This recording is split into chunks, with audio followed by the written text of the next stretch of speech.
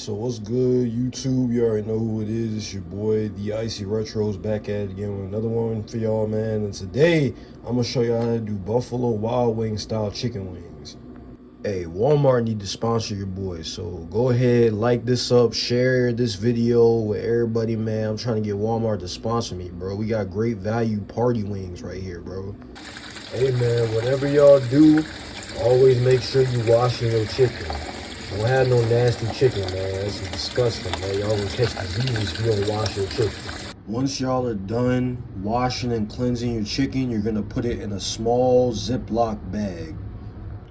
Alright, so this is the most important part to me. How I like to marinate my chicken is I usually use a little bit of chicken broth and then add spices, herbs, and whatever seasonings to that, and I allow the chicken to sit in the chicken broth for about 10 to 15 minutes so it can marinate.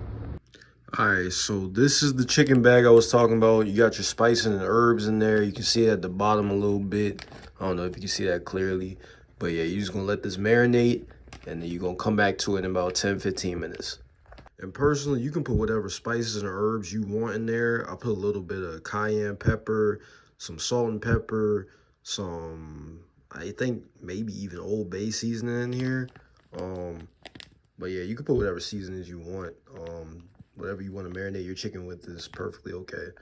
When your chicken is done marinating, you're going to go ahead and get like a saucer pan or a frying pan, whatever you want to use. And you're going to pour a little bit of vegetable oil. Not a lot, just like a significant amount. You see how it's frying? Every 10 minutes or so, you're going to come back and flip your chicken. Just to make sure all sides are getting cooked. All right.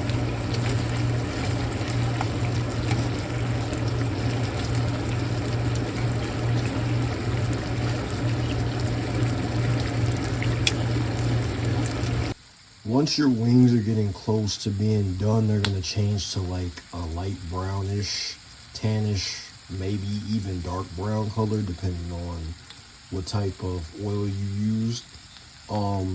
Essentially, this is how you know like your wings are close to being done. After this, it's totally up to you, whatever sauce you want to put on them. But yeah, this is how you make Buffalo Wild Wing style chicken wings.